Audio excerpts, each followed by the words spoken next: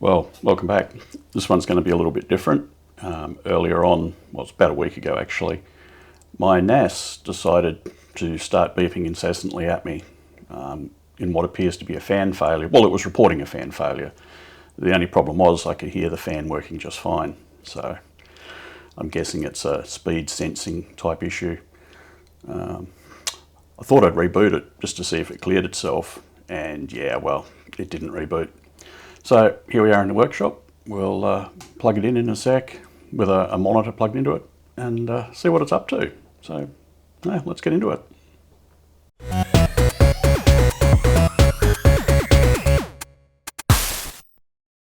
So I've got it here on the bench. We'll just plug some power in. I've got the HDMI plugged in. We'll see what it does.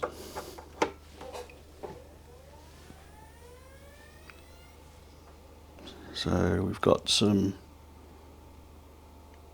hard drive LEDs. Interestingly, the third hard drive LED is red. It doesn't bode well.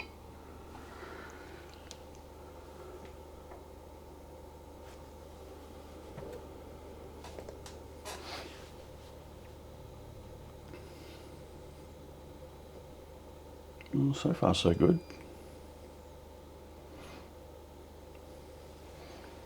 Not liking the look of that red hard drive LED though. I don't know if that's just while it's booting or whether that drive's actually got a problem.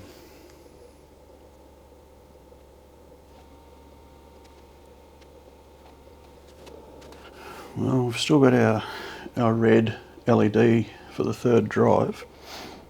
It's got no network connection in here, so I don't know if that's going to be an issue. I hope not, because the network's configured in a link aggregation group into my switch, and I don't have any ports in the workshop here that are configured in that manner.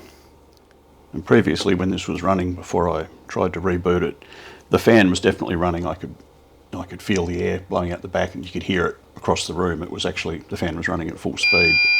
Oh, there we go. There's some beeping. Bit of disk activity there. I don't know how you're supposed to shut that annoying squeal off.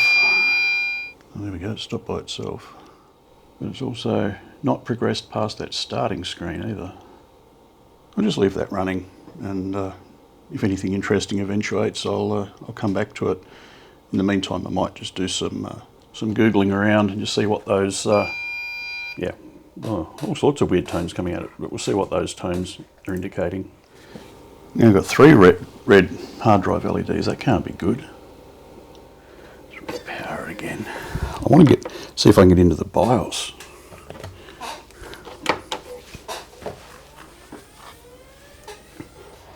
And it goes straight to this starting screen.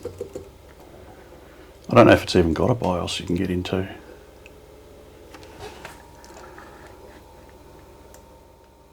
Oh, look at that, it does.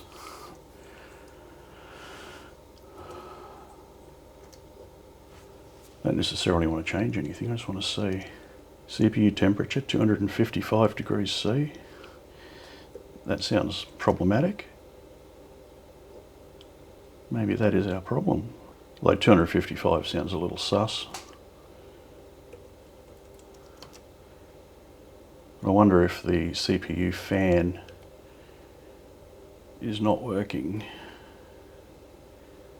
I didn't even know it had one actually. So I've already got the drives labelled, which bays they go in. So I can take those out. Of course I need to find a flat surface to sit them on.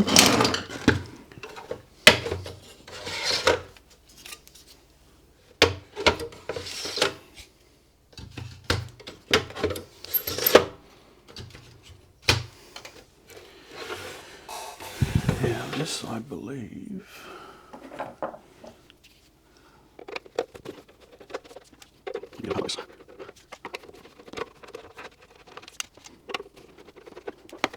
now I've got to remember how this comes apart.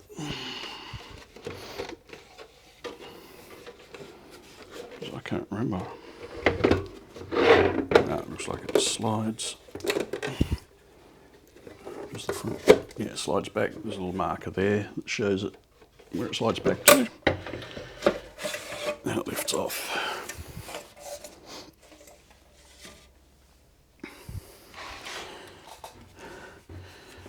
Right, well, there's our CPU down in there, and it's just got a heatsink on it, so I think we can fairly conclusively say that the processor fan hasn't failed. Bit odd that it's reporting stupid temperatures in the BIOS, but I don't know if that's normal. Maybe it normally does that. We've got our case fan here with its 4-pin connector. Don't know exactly what those are going to be for. There'll be obviously a ground and a power, and there's going to be like a tachometer output, so the machine can measure the speed of the fan, but I don't know what the 4th pin's for. So a little bit of Googling later, and it looks like my problem might actually be the old Intel Celeron hardware bug. There was an issue with, I think it was the J1800 and J1900 Celeron CPUs, where after a few years use they would fail. I can't remember the specifics of it, but apparently this QNAP NAS has that CPU in it, as did I think various Cisco routers and switches and things way back in that era as well. And look, to be fair, this is a fairly old NAS. So the plan will be, we'll pull it down, get the motherboard out of it. We'll have a quick check. I found some information online that we can work with.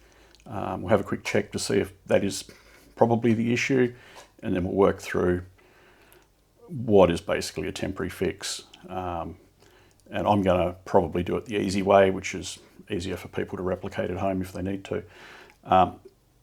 If this turns out to be the problem, though, the fix really is temporary. You know, I've heard people say that they got 6 months more life out of their product. Some people have got a few years out of it.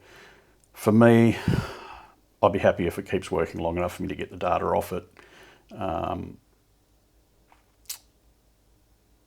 Yeah, and I'll probably take the drives out of this QNAP and build a separate NAS as a more permanent solution. But anyway, let's pull it down a little bit more, and we'll see how we go. So to get it pulled down a little bit more, we need to take these 2 screws out of the top, and then there's a couple of screws in here, and there's similar screws on this side as well. And that allows us to take the drive cage out.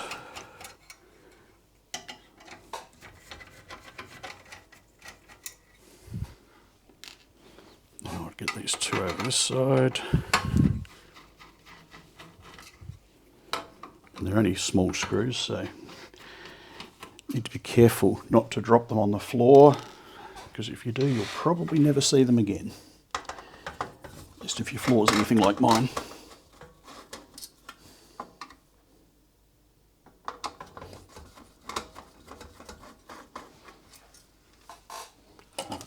So now this drive cage should just lift up and off, and it does. Now apparently this CPU defect, one of the things it does cause is a misreporting of the fan speed and the CPU temperature, which is sort of what we were seeing in the BIOS with that 255 degree temperature and 0 fan speed. Unfortunately, where we need to do the work is down under here, so we're going to have to disassemble a little bit more. So we'll take these screws out.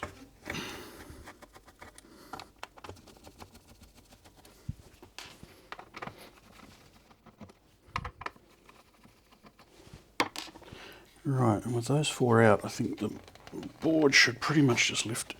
There we go. It should just lift out, and it does.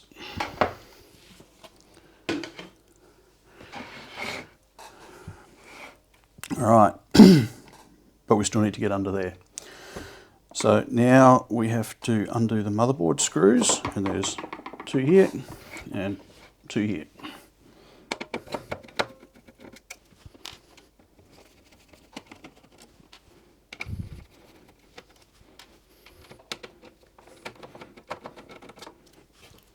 And with those out, I think the board will just, disconnect the fan. And the board should just slide out. Right, and there's our connector that we need to look at. So I've got my multimeter.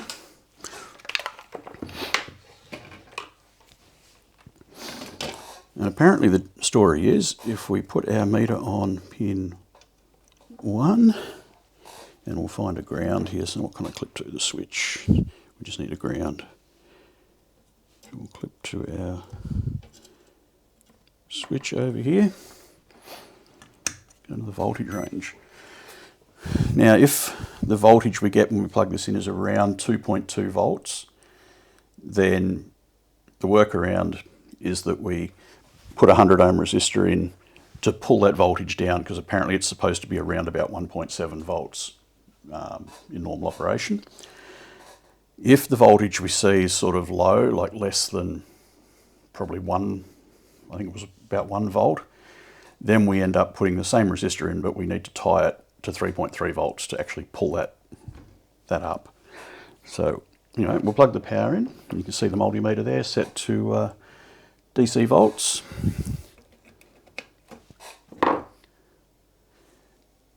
And we get 2.24, 2.23, so it's on the high side. So we need to add a resistor to pull that down slightly. And again, I stress, even if this works, putting this resistor in, it is just a workaround. It's not a permanent fix. It's just enough to get it going, ideally to get the data off it.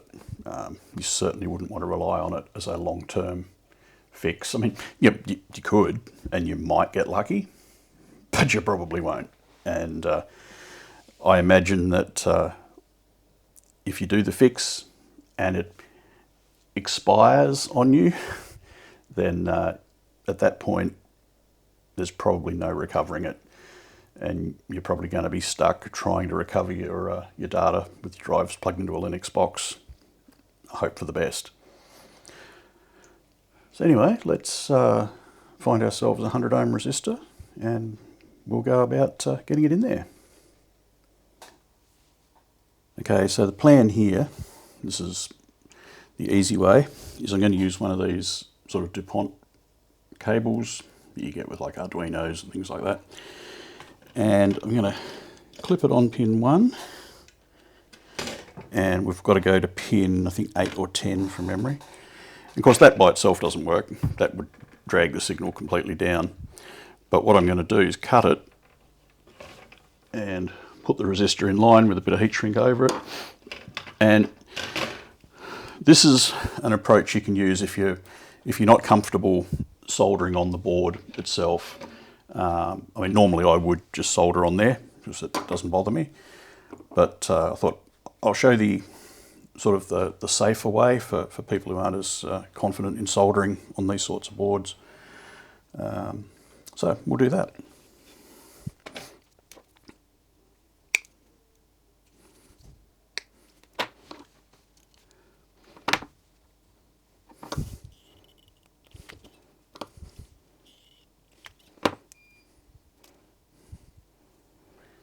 We don't need all this length on the resistor, so we can shorten that up a little bit.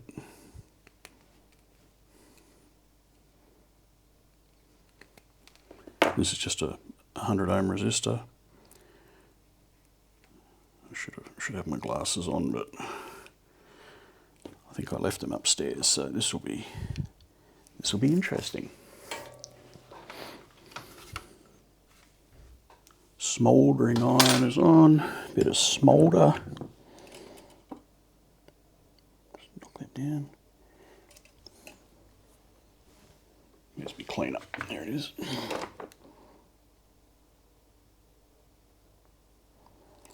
Right, that's that side.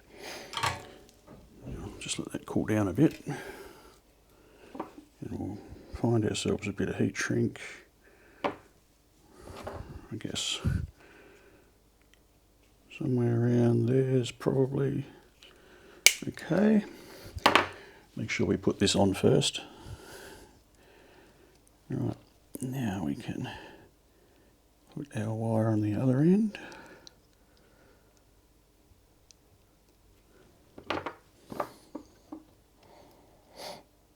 Not my neatest work, but it's all right. That's on there. Knock the other camera over. It's only a GoPro there, built like a Built like a brick dunny, so it'll be right. Get ourselves some hot air.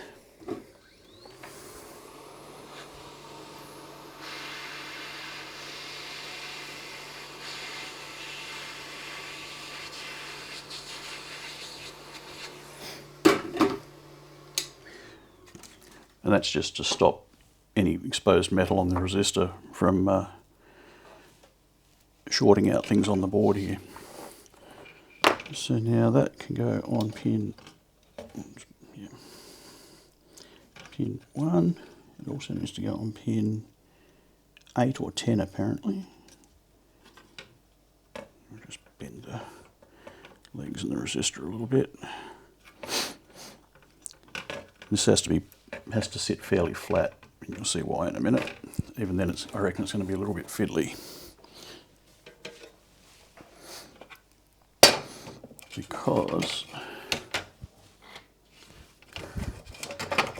Because we've got to get this under here, and it only just fits.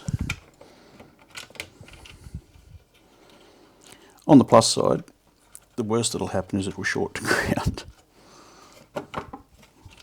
which may or may not be good.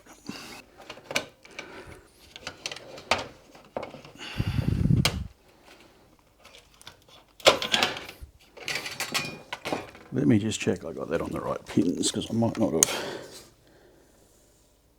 No, I didn't. So pin 1, 2, 3, 4, 5, 6, 7, 8.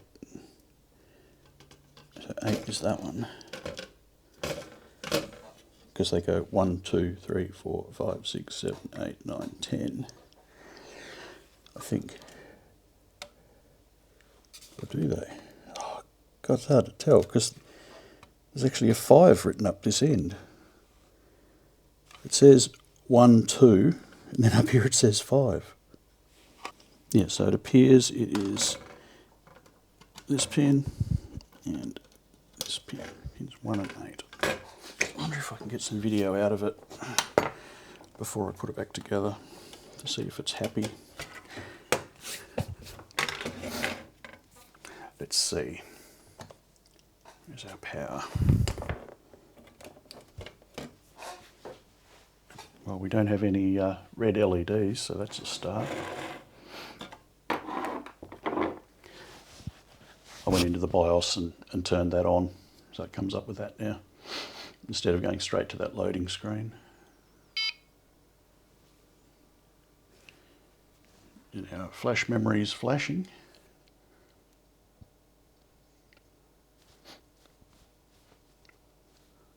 Flash memory is flashing some more.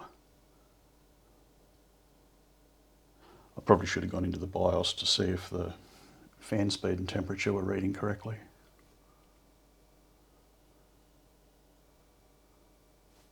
Oh, it seems to be still, well, it was. It's still booting away doing something.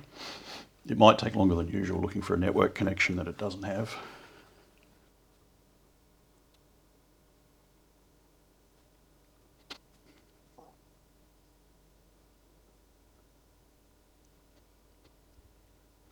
This thing usually does take a long time to boot. And on the plus side, the buzzer hasn't been screaming its butt off this time around. And we don't have any red hard drive LEDs. So it does seem to be an improvement on where we were.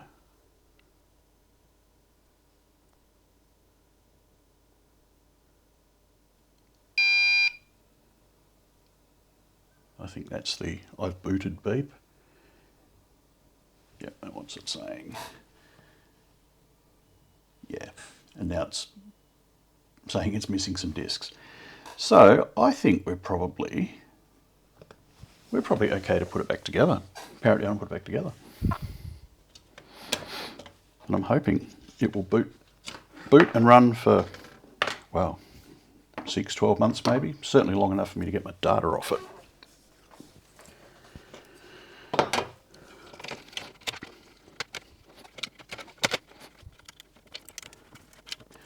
And putting it back together is basically the reverse of what we did to take it apart. We'll go through why we're not behind.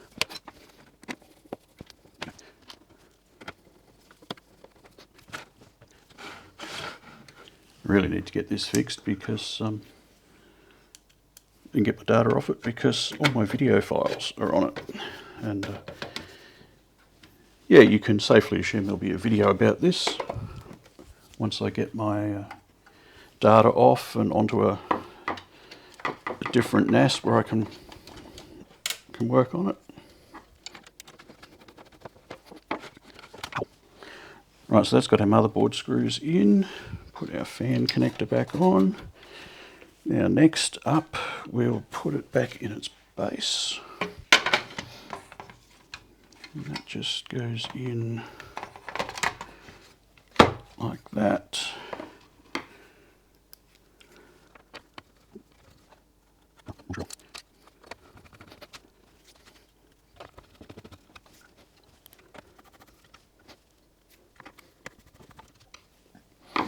Right, so that's got our sort of motherboard sled back in the case.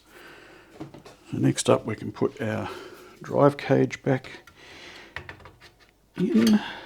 Just got to line that up with the PCIe slot at the back. Like that.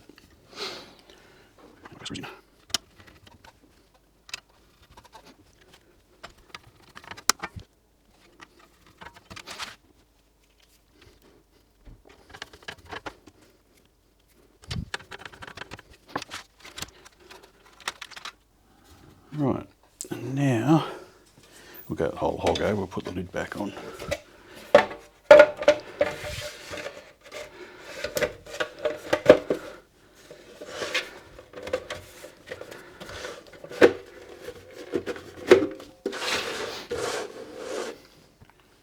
Now we've got our 4 last screws here.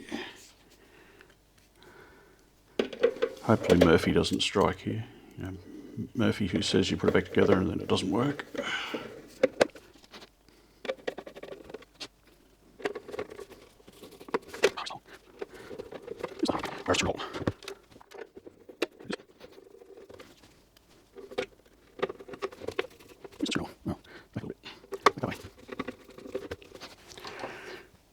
Right, now put our discs back in.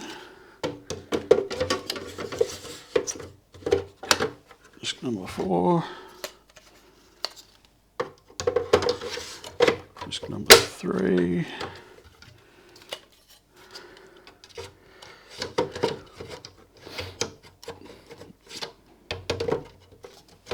Upside down, Miss Jane. Disc number 2.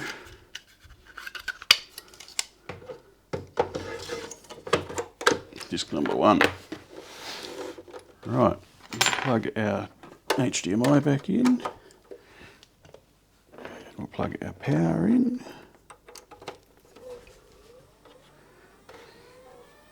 And we don't have any red LEDs this time. There's the fan. But we knew the fan worked, it always did. Yeah, we've got our 4 hard drives now. Hear the drives chattering away.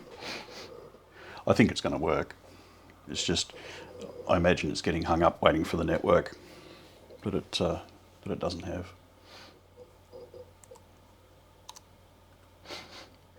So we can go Alt F2.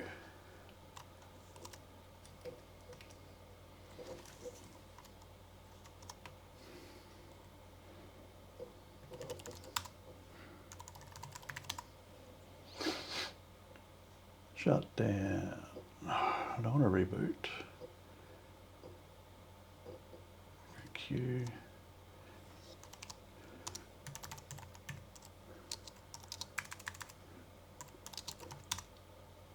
What?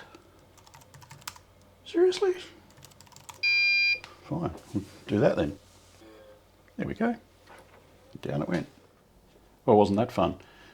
At least I've got the NAS booting again, so I'll be able to put it back in the office, plug the network in, get the data off it. It's a real bugger that a perfectly good piece of hardware is going to end up basically in landfill just because of a hardware fault in the CPU. But anyway, I guess it is what it is. I mean, I love these little NASs. They're great for what they are, but yeah, when something goes sideways, unless it's a hard drive which you can replace, but yeah, when it comes to upgrading the thing, you know, this one actually does take extra memory, but it's really fussy about what it takes. You know, you can't add more drives to it easily without, you know, hanging USB drives off it. You can't upgrade the processor in it. It's yeah, and I went to this from a conventional, you know, PC style NAS, and honestly, that's probably where I'm going to end up going back to.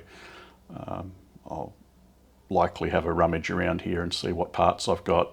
I've got some motherboards. I don't know how suitable they'll be. I've got a box full of RAM that, you know, will probably work.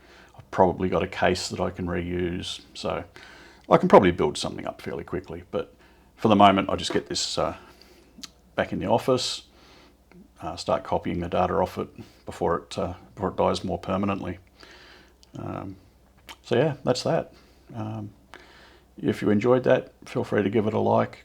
Costs nothing to do that, and, you know, helps the YouTube algorithm recommend the video to other people. Yeah, if you want to subscribe, feel free to do that too. If you have any other thoughts on, you know, better ways to fix this, or, you know, if there's a simple permanent fix that you know of, feel free to drop that in the comments. I'd be quite interested in keeping this thing out of landfill if I can, because it's a nice little unit. But anyway, we'll see how we go. So anyway, cheers. I'll see you next time.